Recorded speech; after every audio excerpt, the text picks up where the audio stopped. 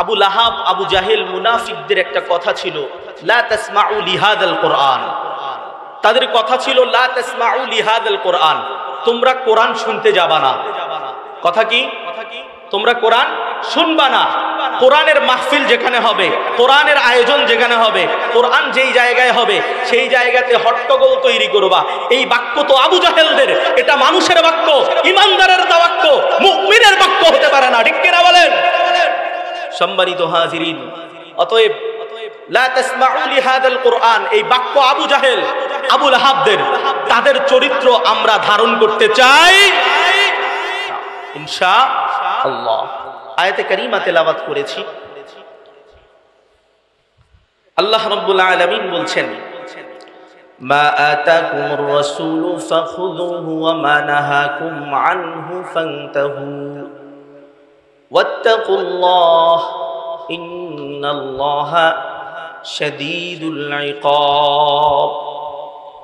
রব্বে কারীম আয়াতের মধ্যে বলছেন, মা আতাকুমুর রাসূলু ফাখুযু, হে ইমানদারেরা, রাসূলের পক্ষ থেকে তোমাদেরকে যা কিছু দেওয়া হয়েছে এগুলো তোমরা গ্রহণ করো, অ্যাকসেপ্ট করো। ওয়া মা নাহাকুম আনহু ফান্তাহু, আল্লাহর রাসূল সাল্লাল্লাহু আলাইহি ওয়াসাল্লাম যা থেকে নিষেধ করেছেন তার থেকে তোমরা বিরত থাকো।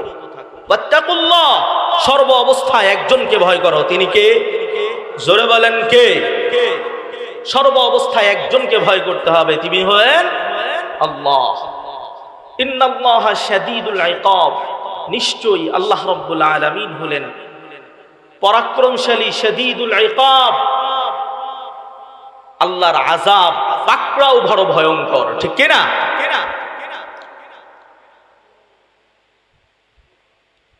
সম্মানিত হাজিরিন, আল্লাহ রাব্বুল আলামিন পৃথিবীতে মানুষকে বানিয়েছেন কিসের জন্য বলেন তো দেখি? বলেন না, কিসের জন্য? ইবাদতের জন্য। আল্লাহ তাআলা সূরাতুজ জারিয়াত 56 নম্বর আয়াতে রব্বে কারীম বলছেন, ওয়ামা খালাকতুল জিন্না ওয়াল ইনসা ইল্লা লিয়াবুদুন। ওয়ামা খালাকতুল জিন্না ওয়াল ইনসা ইল্লা লিয়াবুদুন। I didn't create mankind and jinkind except my worship. আমি পৃথিবীতে মানুষকে বানিয়েছি শুধুমাত্র, কেবলমাত্র, একমাত্র আমি আল্লাহর গোলামি করার জন্য। সুবহানাল্লাহ, জোরে বলেন সুবহানাল্লাহ। মানুষ কিভাবে এই পৃথিবীতে চলবে, তাদের জীবন চলাচল কিভাবে করবে, তার জন্য আল্লাহ রাব্বুল আলামিন আমাদেরকে নির্ধারিত একটি গাইড লাইন দিয়েছেন, গাইড বুক দিয়েছেন। সেই গাইড বুকটির নাম কি বলেন দেখি? কুরআন। ওয়ালাউ নাযালনা আলাইকাল কুরআনা তিবয়ানাল লিকুল্লি শাই।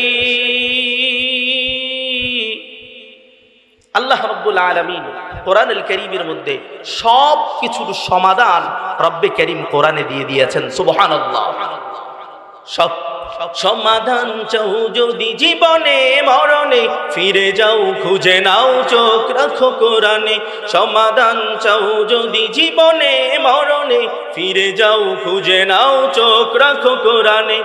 তবেই পাবে সুখ শান্তির ঠিকানা, তবেই পাবে সুখ শান্তির ঠিকানা, যদি মেনে নাও তুমি মনে প্রাণে।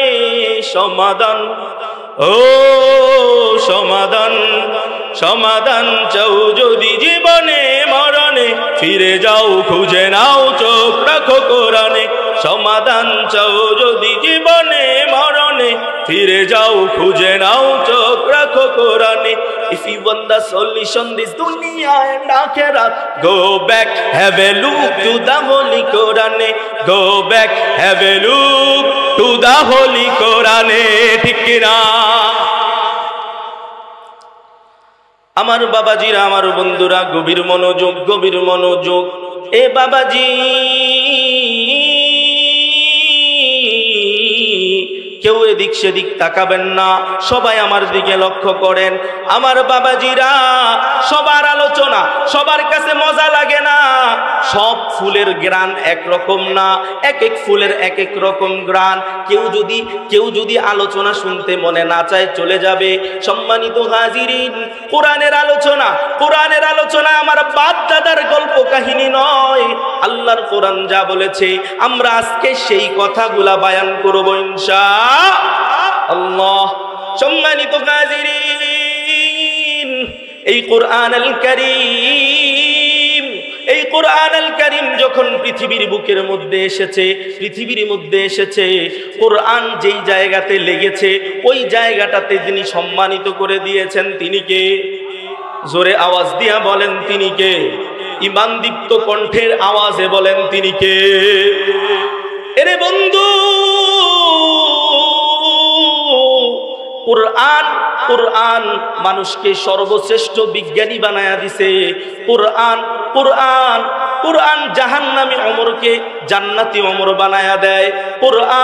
কোরআন মিথ্যাবাদী মানুষটাকে সত্যবাদী বানায়া দেয়। কোরআন মিথ্যাবাদী মানুষকে সত্যবাদী বানায়া দেয়। কোরআন বিপদগামী মানুষটাকে সুপথে পরিচালিত হওয়ার তৌফিক দিয়া দেয়, সুপথে পরিচালিত হওয়ার রাস্তা দেখায়া দেয়। বন্ধু আমার, হযরতে ওমর রাদিয়াল্লাহু তাআলা আনহু তিনি গেছিলেন আল্লাহর পয়গম্বরের কল্যাণের জন্য। কি আনার জন্য বাবা? জোরে বলেন, কি আনার জন্য? কল্যাণের জন্য গেছেন। রাসূলুল্লাহর কল্যাণ যেই ব্যক্তি আনতে যায় ওই ব্যক্তি তো জান্নাতি হওয়ার কথা না, কথা বলেন ঠিক না? কিন্তু কোরআনের ছায়া তলে যখন ওমর চলে আসে, ওই গরম ওমরটাও নরম হয়ে যায়। সুবহানাল্লাহ। কোরআনের কাছে মাথাটা নত কইরা দেয়। কোরআনের কাছে আইসা ওমর মাথা নত কইরা দেয়। ওমরের তরবারি আইসা রাসূলুল্লাহর সামনে বিছায়া দেয়। সুবহানাল্লাহ। বন্ধু আমার, দারুন নাদওয়ার সংসদের মধ্যে আবু জাহেল, উতবা, সাহেবা তারা মিটিং বসছে। মিটিং এর মধ্যে ঘোষণা দিয়া দিছে মোহাম্মদ আমাদের বাপ দাদার ধর্মের মধ্যে চুনকালি মাখাবার চেষ্টা করছে। তোমাদের মধ্যে কে আছো কে পারবা মুহাম্মদের কল্লাটা নিয়ে আসতে? কে পারবা?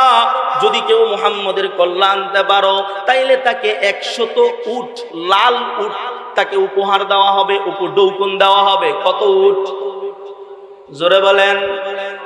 100 লাল উট তাকে উপঢৌকন দেওয়া হবে। এ বন্ধু, আরবের মধ্যে লাল উটের দাম সাধারণ উটের চাইতে অনেক বেশি। লাল উটের দাম সাধারণ উটের চাইতে অনেক বেশি।